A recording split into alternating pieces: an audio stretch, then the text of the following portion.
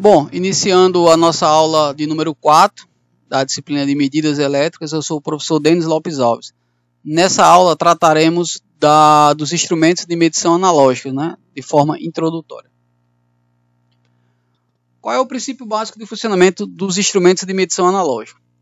Tais instrumentos são constituídos internamente por um conjunto móvel, cujo deslocamento é uma consequência direta da influência de um dos efeitos da corrente elétrica. Então, o que a gente vai ter aí é o seguinte. Basicamente, o instrumento de medição analógico, internamente ele vai ser constituído por um conjunto móvel, ok? A gente já vai começando a se acostumar com essas nomenclaturas. Ele é constituído internamente por um conjunto móvel, ok? Esse conjunto móvel ele vai se deslocar, ok? E o que fará esse conjunto móvel se deslocar é justamente o efeito da corrente elétrica. E esses efeitos da corrente elétrica, basicamente os três principais são o efeito térmico, o efeito magnético, também designado de efeito ferromóvel, e por fim o efeito dinâmico, também chamado de efeito eletrodinâmico. Os instrumentos possuem um ponteiro acoplado a seu conjunto móvel. Então, conforme a gente viu anteriormente, internamente ele tem um conjunto móvel, e agora ele já está dizendo que preso, acoplado, fixado nesse conjunto móvel, você vai ter um ponteiro, ok? E que esse ponteiro ele vai se deslocar, sendo que este último se desloca em frente a uma escala graduada. Então você vai ter a marcação serigrafada, impressa no instrumento, e ela nada mais vai ser do que a chamada escala graduada. O ponteiro, basicamente, ele vai se deslocar em cima dessa escala graduada. A escala graduada é constituída pelos valores da grandeza ao qual o instrumento se destina a medir.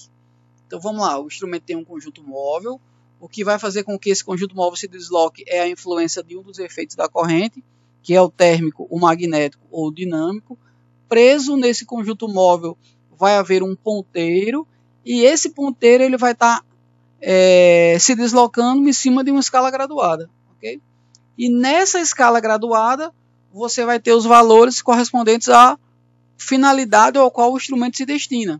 Ou seja, se for um voltímetro, você vai ter valores de tensão impressos nessa escala graduada. Mesma coisa para corrente, resistência, potência, modificando unicamente a designação do instrumento. O instrumento destinado a medir tensão seria o voltímetro, o instrumento destinado a medir corrente seria o amperímetro, o instrumento destinado a medir resistência elétrica seria o ohmímetro e, por fim, a potência seria o watímetro.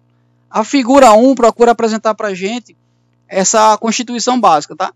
Essa parte aqui, desse círculo aqui, que eu estou utilizando o apontador aqui para enfatizar para vocês, essa parte central seria o conjunto móvel, ok?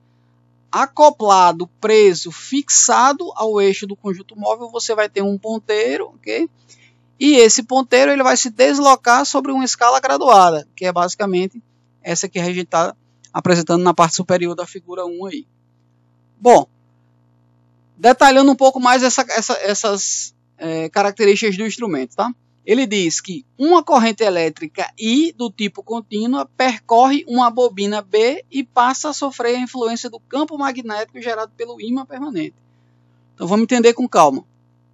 Conjunto móvel, ok?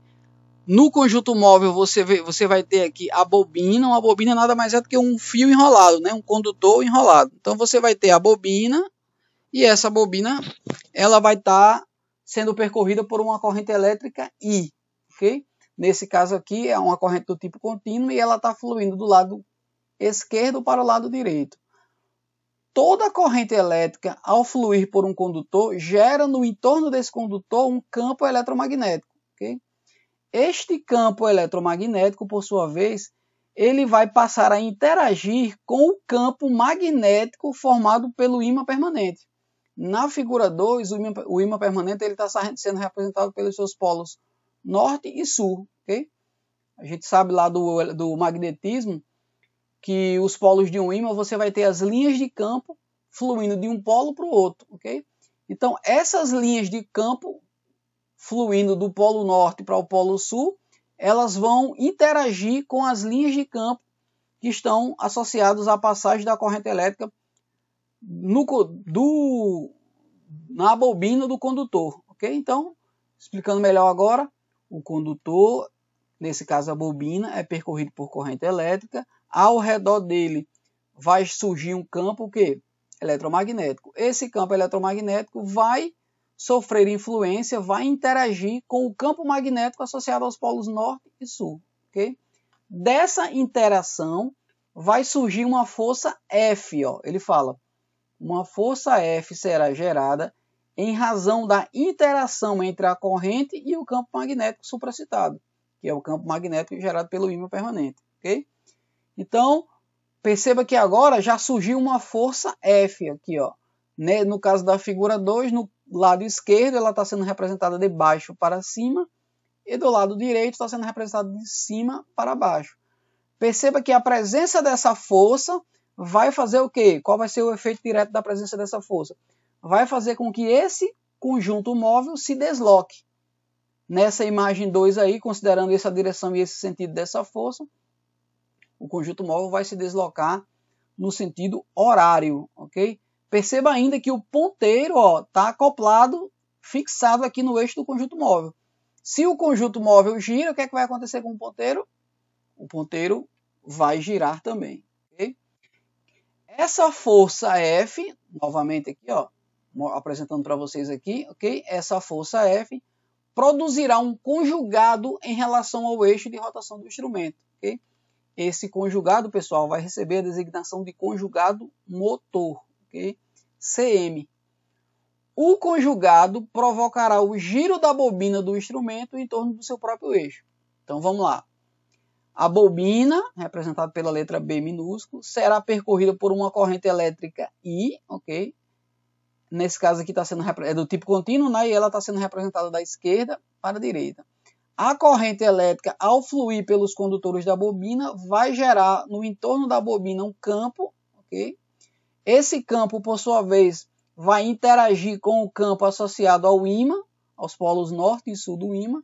A interação entre os campos da bobina e do ímã fará surgir uma força, ok? Esta força fará com que o conjunto móvel se desloque ou no sentido horário ou no sentido anti-horário. Esse deslocamento associado a essa força vai ser gerado por quem? Pelo chamado conjugado motor, designado de CM. O instrumento dispõe ainda de molas, ele chamou de M minúsculo, fixadas de um lado ao eixo da bobina e do outro na estrutura do instrumento. Então perceba que você tem aqui, na parte central aqui, onde você tem o ponteiro, além de fixar o ponteiro, você fixa uma das extremidades da mola. Estou passando o apontador aqui na frente dela, ok? Esta mola, M minúsculo, ok? Ela está presa de um lado no eixo do conjunto móvel, do outro na carcaça do instrumento. As molas passam a se opor ao movimento de rotação da bobina. A gente viu que o conjugado motor vai fazer com que o conjunto móvel se desloque. A bobina, nesse caso aqui, ela vai servir de quê? Ela vai tentar fazer com que o conjugado móvel não se desloque ou, dizendo de uma outra maneira, vai tentar fazer com que o conjugado conjunto móvel tenda a voltar para a sua posição inicial. Por quê? Porque ele diz, ó, a mola passam a se opor, ela vai fazer oposição, ela vai tentar impedir que o conjunto móvel gire, tá, pessoal? Formando o conjugado antagonista. Então, essa força que a mola faz para minimizar o efeito do conjugado motor é chamado de conjugado o quê? Antagonista. Também designado de conjugado restaurador. Okay? A posição de equilíbrio do ponteiro, perceba que, conforme a gente já explicou, o ponteiro ele se desloca como consequência do deslocamento do conjunto móvel. Okay? A posição de equilíbrio do ponteiro é atingida com o fim do efeito causado pelo conjugado motor. Se é o conjugado motor que vai fazer com que o conjunto móvel gire, o que é que vai acontecer? Se eu eliminar esse conjugado motor, isso vai fazer com que o conjunto móvel não queira mais se deslocar, não consiga mais se deslocar. E é justamente a falta desse efeito motor, que ele diz aqui, sem o efeito motor, cabe às molas trazer o conjunto móvel de volta à posição zero. Okay? Então, o que vai fazer com que ele volte para a posição inicial é justamente a presença de quem? Da mola. Por isso que o conjugado antagonista, ó, também recebe a designação de conjugado restaurador. Ele vai tentar restaurar a posição inicial do conjunto móvel. Okay? Em relação às possíveis posições do conjunto móvel, pessoal, você vai ter o conjunto móvel basicamente em duas posições, a princípio. Posição de repouso e posição de equilíbrio. Na posição de repouso, o conjugado motor é nulo. Okay? Por quê? Porque a gente viu que uma vez cessado, uma vez que não tem o efeito motor, as molas vão trazer para a posição quem? A posição zero. Okay? E a posição zero, ela é também chamada de posição de repouso. Okay? Então, guardar isso, tá? Posição de repouso, também chamada de posição zero. E na posição de repouso, o conjugado motor é nulo. Okay? Cm igual a zero. A outra possível posição é a posição de equilíbrio. Na posição de equilíbrio, você vai ter essa igualdade aqui, ó. Cm é igual a Ca. Quem é Cm?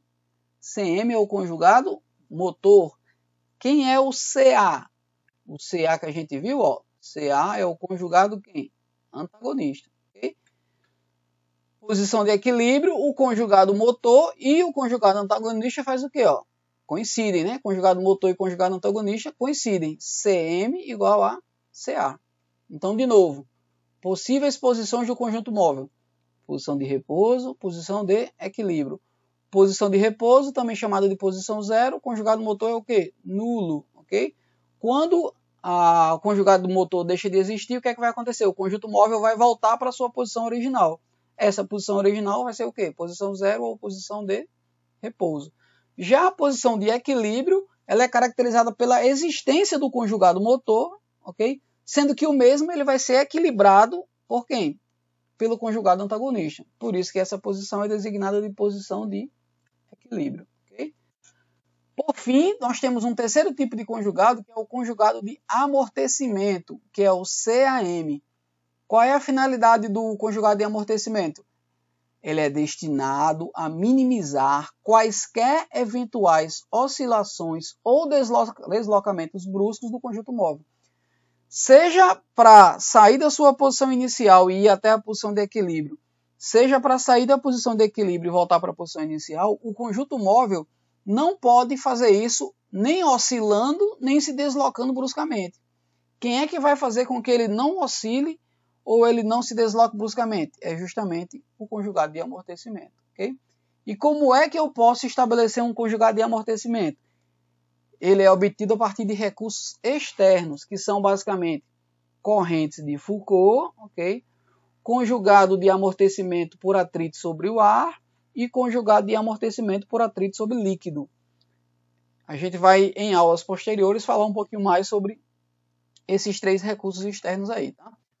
O conjugado de amortecimento, a gente viu que tem a ver com o quê? Deslocamentos bruscos e oscilações. Né? Aí ele diz, essas oscilações em geral, ocorre em torno da posição de equilíbrio ou da posição de repouso, que foi o que eu expliquei agora há pouco. Né? O conjunto móvel vai se deslocar como consequência da presença do conjugado motor. Como o ponteiro está preso, está fixado no conjunto móvel, o ponteiro vai se deslocar também. Esse deslocamento pode ser da posição de repouso até chegar na posição de equilíbrio, okay? Ou da posição de equilíbrio e retornar para a posição de repouso. Nas duas situações, não é para ver oscilações. Por isso que ele fala que a oscilação geralmente ocorre em torno da posição de equilíbrio do conjunto móvel ou ainda da posição de repouso. O conjugado de amortecimento, no caso da posição de repouso, né, a oscilação pode ocorrer ao partir ou retornar. Né? Ele está na posição de repouso e vai, a partir da influência do conjugado motor, ele vai se deslocar e ao sair do repouso para se deslocar, não é para ele gerar oscilação. E o contrário é a mesma coisa, né? Por isso que ele está dizendo aí, o contrário seria sair do equilíbrio e voltar para o repouso. Por isso que ele fala em partir do repouso e retornar ao repouso, tá?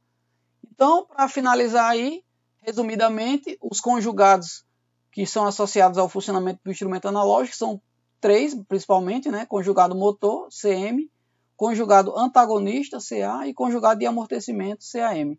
O conjugado motor é o que faz com que o conjunto móvel se desloque, gire, e ele vai estar associado com um dos efeitos da corrente elétrica, térmico, magnético ou dinâmico. O conjugado antagonista vai estar relacionado às molas, né, que são presas de um lado na carcaça do instrumento, do outro no eixo do conjunto móvel. E o objetivo dele é o quê? Se opor, né? Fazer oposição ao deslocamento do conjunto móvel, ou seja, ele vai se opor ao conjugado motor. E no caso, quando o conjugado motor deixar de existir, o conjugado antagonista ele vai fazer com que o conjunto móvel volte para sua posição inicial. Já o conjugado em amortecimento tem a ver com o quê? Tem a ver com oscilações e deslocamentos bruscos. E para você minimizar isso aí, você vai utilizar arranjos externos, que são basicamente, como a gente viu, Foucault, atrito sobre o ar e atrito sobre o líquido. Certo? Então, como sempre, a nossa referência principal é o livro do Fundamentos de Medidas Elétricas, do Solon de Medeiros Filho. Obrigado e até o nosso próximo encontro.